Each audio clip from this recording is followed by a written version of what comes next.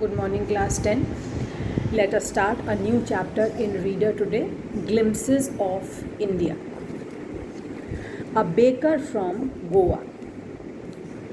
Our elders are often reminiscing nostalgically. Reminiscing nostalgically means they still fondly remember some of the memories. They fondly think of some of the things which they had experienced in the past. Our elders are often heard reminiscing nostalgically about those good old Portuguese days, the Portuguese and their famous loaves of bread. Those eaters of loaves might have vanished, but the makers are still there. We still have amongst us the mixers, the molders, and those who bake the loaves. Those age old, time tested furnaces still exist. The fire in the furnaces has not yet been extinguished. The thud and jingle of the traditional baker's bamboo, heralding his arrival in the morning, heralding is announcing his arrival in the morning, can still be heard in some places. Now, here the word thud is given. Thud means a loud sound. Jingle is also a pleasant sound. Maybe the father is not alive, but the son still carries on the family profession. These bakers are even today known as Peda in Goa. So, in this initial part of the lesson, the writer is saying that although the people who had eaten the loaves of bread may not be existing now, they are no more now, but the traditional places where these loaves of bread were prepared, they were baked, those places are still there. The furnace is there. Maybe the father who used to carry on this profession earlier, many years ago, father is no more, but his son is still there carrying on the family profession, and these bakers are still known as Peder in Goa. During our childhood in Goa, the baker used to be our friend, companion, and guide.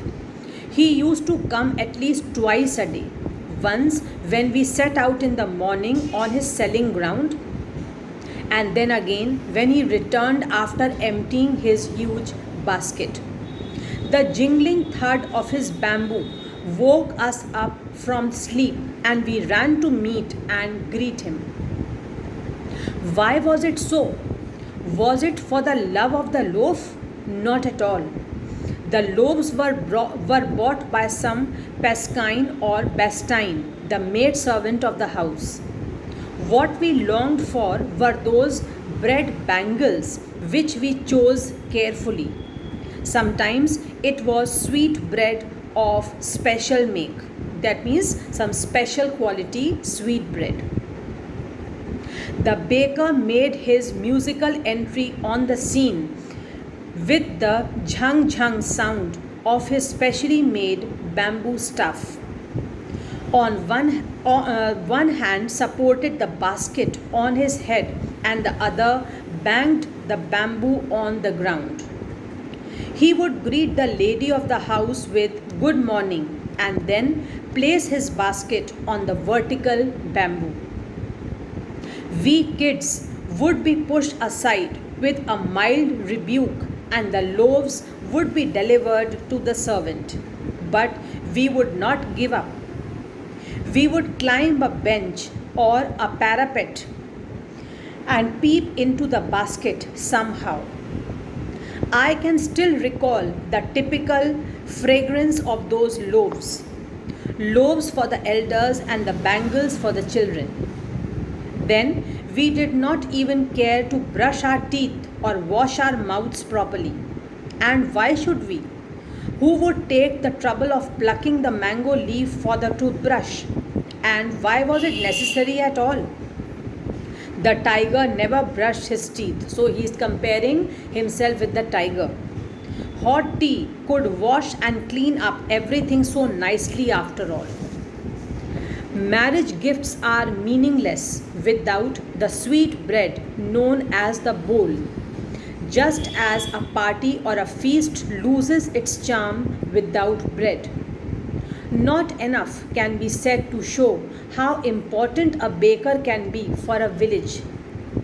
The lady of the house must prepare sandwiches on the occasion of her daughter's engagement. Cakes and bolinhas are a must for Christmas as well as other festivals. Thus, the presence of the baker's furnace in the village is absolutely essential because bread was needed on all special occasions. The baker or the bread seller of those days had a peculiar dress known as the kabai. It was a single piece long frock reaching down to the knees. In our childhood, we saw bakers wearing a shirt and trousers which were shorter than full length ones and longer than half pants. Even today, anyone who wears a half pant which reaches just below the knees invites the comment that he is dressed like a padder. The baker usually collected his bills at the end of the month. Monthly accounts used to be recorded on some wall in pencil. Baking was indeed a profitable profession in the old days. The baker and his family never starved. He and his family and his servants always looked happy and prosperous. Their plump physique means they were fat, they were not thin. Their plump physique was an open testimony to this. That means it was an open proof, a testimony, an open statement to prove their fat body, their fat physique proved how prosperous they were. It showed that they were earning good money. Their plump physique was an open testimony to this. Even today, any person with a jackfruit like physical appearance is easily compared to a baker. That means if anybody is fat like a jackfruit, then he is compared to a baker. So this shows that in olden days, baker was a very important person in the society. Bread was greatly consumed by the people and it was used as a delicacy on special occasions. That is why being a baker was a very profitable profession. Bakery was very much popular among the people, and bread sellers in those days were fat people. Bakers were fat people, which proved that they were earning good amount of money. They were leading a prosperous life. Now let us come to part 2. I hope you are following the lesson because it is telling us about different places and the past related to those places. There should not be any difficulty to understand. Second part is Coorg. Coorg is coffee country, famous for its rainforests and spices. Midway between Mysore and the coastal town of Mangalore sits a piece of heaven that must have drifted from the kingdom of God. This land of rolling hills is inhabited by a proud race of martial men. Martial means having to do with war. This land of rolling hills is inhabited by a proud race of martial men, beautiful women and wild creatures. Coorg or Kodagu, the smallest district of Karnataka, is home to evergreen forests. Underline this piece of information. Spices and coffee plantations. Underline till here. Evergreen rainforests cover 30% of this district. During the monsoons, it pours enough to keep many visitors away. That means the rainfall is plenty. The season of joy commences from September and continues till March. The weather is perfect. with some showers thrown in for good measure. That means it does not rain heavily now from September till March, but some showers here and there are experienced in good amount. The air breathes of invigorating coffee. Invigorating coffee. Underline the word invigorating. Coffee estates and colonial bungalows stand tucked under tree canopies in prime corners. See, some meanings are also given. Canopies, roof-like coverings that form shelters, and prime means best. Coffee estates and colonial bungalows stand tucked under tree canopies in prime corners. That means in best suited places, in good locations, one can find coffee estates and colonial bungalows. The fiercely independent people of Coorg are possibly of Greek or Arabic descent. As one story goes, a part of Alexander's army moved south along the coast and settled here when return became impractical. These people married amongst the locals, and their culture is apparent in the martial traditions, marriage, and religious rites, which are distinct from the Hindu mainstream. The theory of Arab origin draws support from the long black coat with an embroidered waist belt worn by the Kodavus, known as Kufia. It resembles the Kufia worn by Arabs and the Kurds. Coorgi homes have a tradition of hospitality, and they are more than willing to recount numerous tales of valor related to their sons and fathers. The Coorg regiment is one of the most decorated in the Indian Army, and the first chief of the Indian Army, General Cariappa, was a Coorgi. Even now, Kodavus are the only people in India permitted to carry firearms without a license. So it is a very important piece of information. You must remember this. The river Kaveri obtains its water from the hills and forests of Coorg. Mahasir, a large freshwater fish, abound in these waters. It is found in plenty. Kingfishers dive for their catch, while squirrels and langurs drop partially eaten fruit for the mischief of enjoying the splash and the ripple effect in the clear water.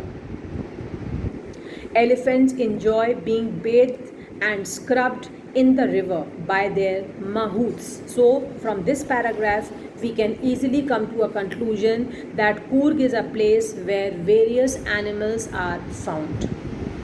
The most laid back individuals become converts to the life of high energy adventure with river rafting. That means those who want to remain relaxed, even those people become energetic when they see the river rafting, canoeing, rappelling, rock climbing, and mount biking. All these are adventure sports. When the people who are not very energetic, when they see all these adventure sports, even they are filled with energy. Numerous walking trails in this region are a favorite with trekkers. Birds, bees, and butterflies are there to give you company. Macaques, Malabar squirrels, langurs, and slender loris keep a watchful eye from the tree canopy. I do, however, prefer to step aside for wild elephants. So again, it is a description of how many different varieties of animals are found in Coorg. The climb to the Brahmagiri hills brings you into a panoramic view of the entire misty landscape. Panoramic view means a view of a wide area of land. A climb to the Brahmagiri hills brings you into a panoramic view of the entire misty landscape of Coorg. A walk across the rope bridge leads to 64-acre island of Nisar, Nisargandhama, Nisargandhama, running into Buddhist monks from India's largest Tibetan settlement at nearby Bailakup is a bonus. The monks in red, ochre, and yellow robes are amongst the many surprises that wait to be discovered by visitors searching for the heart and soul of India right here in Coorg. So these chapters, both the parts, children, as I have read just now, I can realize that mainly you have to learn the piece of information which is given about either Coorg or it is given about Goa. In the first part we have read about Goa, in the second part we have read about Coorg. So you have to learn the different pieces of information which is given in these two chapters. There is basically learning part in this lesson. Now let us see what does the third part tell us about Assam. Tea from Assam. Pranjal, a youngster from Assam, is Rajveer's classmate at school in Delhi.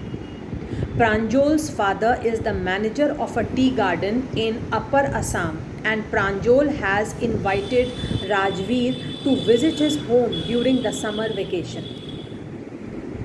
Garam chai, a vendor called out in a high-pitched voice. He came up to their window and asked, "Chai shop?"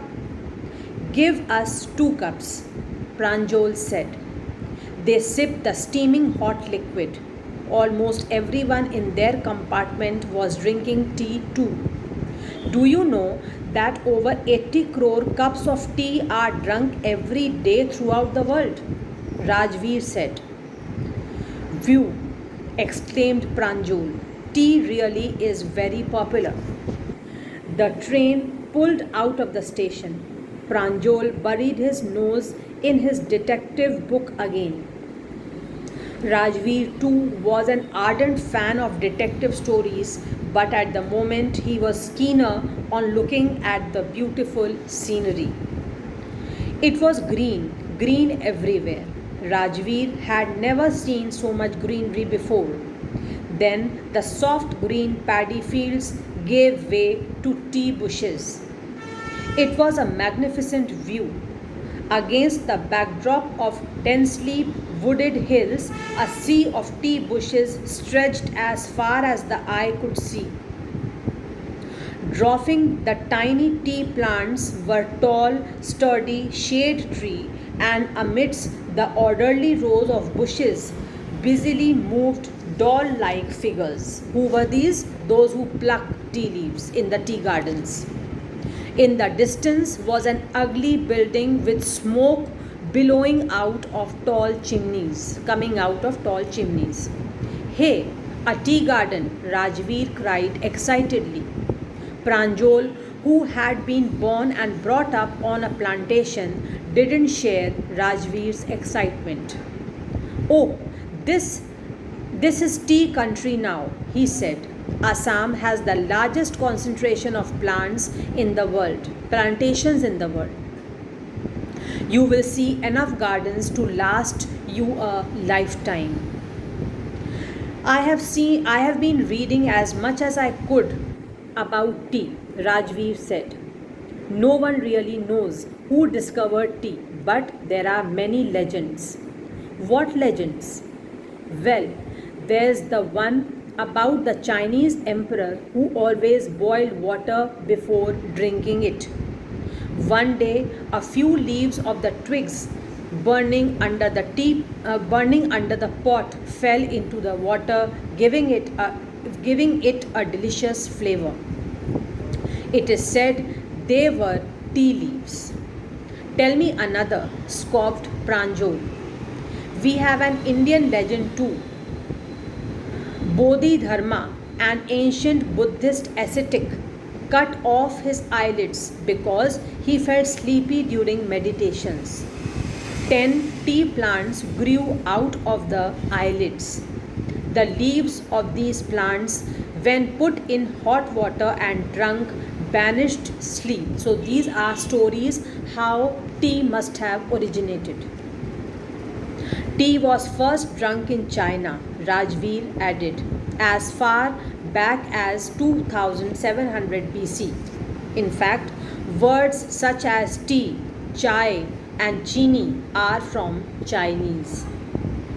Tea came to Europe only in the 16th century and was drunk more as medicine than as beverage. The train clattered into Mariani Junction. The boys collected their luggage and pushed their way to the crowded platform. Pranjol's parents were waiting for them. Soon they were driving towards Dekhiya Bari, the tea garden managed by Pranjol's father. An hour later, the car veered sharply off the main road. They crossed a cattle bridge and entered Dekhiya Bari tea estate. On both sides of the gravel road were acre upon acre of tea bushes, all neatly pruned to the same height. Groups of tea pluckers with bamboo baskets on their backs, wearing plastic aprons, were plucking the newly sprouted leaves. Pranjol's father slowed down to allow a tractor pulling a trailer load of tea leaves to pass. This is the second flush or sprouting period, isn't it, Mr. Barua? Rajveer asked. It lasts from May to July and yields the best tea. You seem to have done your homework before coming, Pranjol's father said in surprise. Yes, Mr. Barua, Rajveer admitted, but I hope to learn much more while I am here. So, again, this is an informative chapter about Assam, about tea gardens, how tea bushes grow in the same height, how tea leaves are plucked in the tea gardens. Then, two stories are also there in this lesson. What people think how tea must have originated. So these three chapters give us a glimpse of different parts of India, Assam, then Goa and Coorg. So in this lesson, again I am telling you, there is little to understand basically, but more to learn. So give these three chapters once again a slow and careful reading, and whichever things you feel can be asked in a 1 mark, 3 mark or a 5 mark question, keep on underlining them and keep on learning them, because whatever you see in the PDF as question and answers, that is only one part of your board preparation. You should be ready for any kind of question answer that can be framed from within the chapter. You will not rely on your copy only. Please remember this. So prepare the whole chapter, whatever chapter it is. Prepare the whole chapter in such a way that any type of question, whether it is very short type, short or long, any type of question which is formed from in between the lesson, you can answer them. We were doing like this only in class 9th also. You know how questions can be framed. You know very well that you don't have to depend only on the copy. So please read everything again and prepare accordingly. Thank you. Have a nice day.